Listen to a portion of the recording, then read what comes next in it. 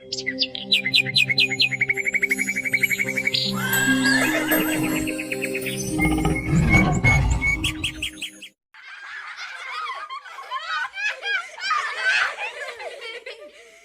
बच्चों, आज तुम लोगों को एक नई कहानी सुनाती हूँ।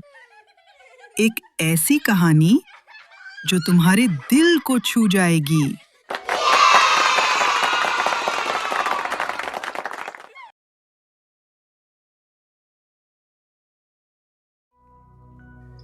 एक समय की बात है, भारत के एक छोटे से गांव में, जिसका नाम है बोनाई गांव, एक बहुत ही पुराना पीपल का पेड़ खड़ा था। उसकी शाखाएं इतनी बड़ी थीं कि जैसे आसमान को छू लेना चाहती हों। हवा चलती तो उसकी पत्तियों से एक रहस्यमयी सरसराहट गूंजती। बोनाई गांव असम के एक सुंदर और शांतिपूर्ण इलाके में बसा हुआ है।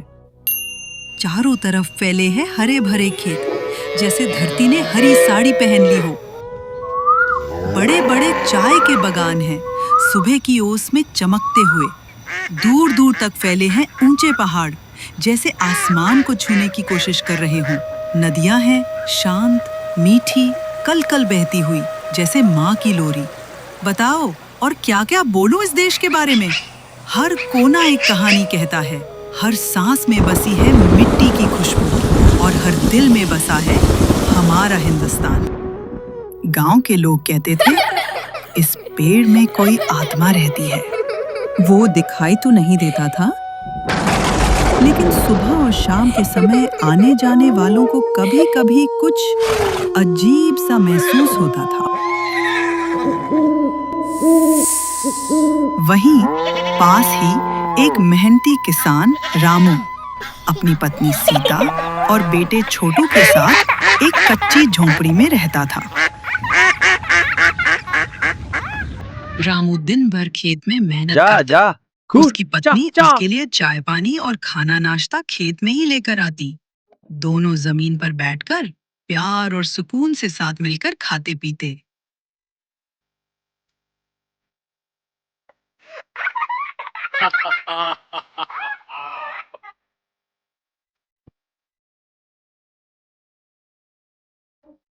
छोटू भी कभी-कभी खेत में जाता, इधर उधर भागता, पानी में छप छप करता और तितलियां पकड़ने के लिए भागता रहता। एक शाम जब सूरज ढल रहा था, तीनों ने पेड़ की ओर देखा, और तभी एक ठंडी हवा उनके चेहरे को छू गई। छोटू की आंखें चमक उठीं।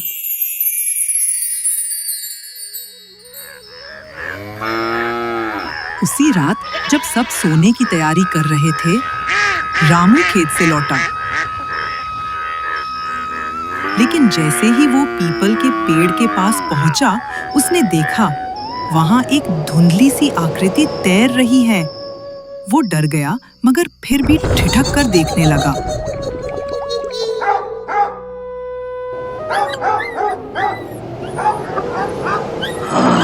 घर पहुंचा तो सीता ने फिक्रमंद होकर कहा था ना, उस पेड़ से दूर रहना।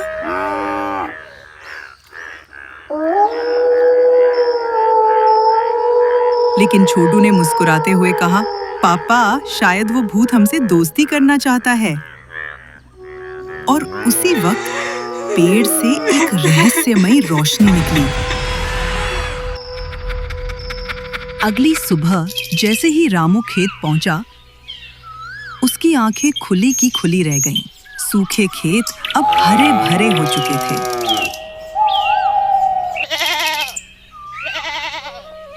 गांव वाले भी हैरान थे। सब कहते, ये भूत की कृपा है। उसी रात रामू फिर पेड़ के पास गया, और इस बार भूत सामने आया। वो एक बूढ़ा किसान था। उसने कहा, मैं इस गांव का ही एक पुराना किसान हूँ। अब आत्मा बनकर इसे बचाना चाहता हूँ। अगर तुम सम्मान दोगे तो मैं मदद करता रहूंगा।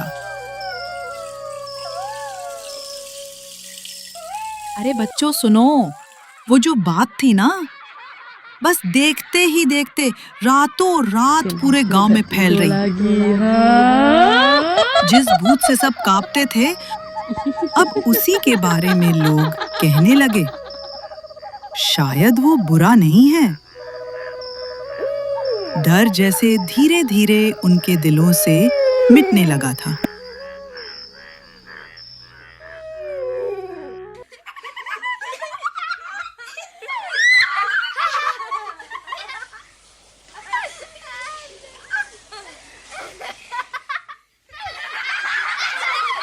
उन्होंने पेड़ के नीचे एक छोटा सा मंदिर बनाया, फूल चढ़ाए और भूत से दोस्ती कर ली। अरे बच्चों, उस दिन के बाद से तो जैसे गांव की रीत ही बदल गई।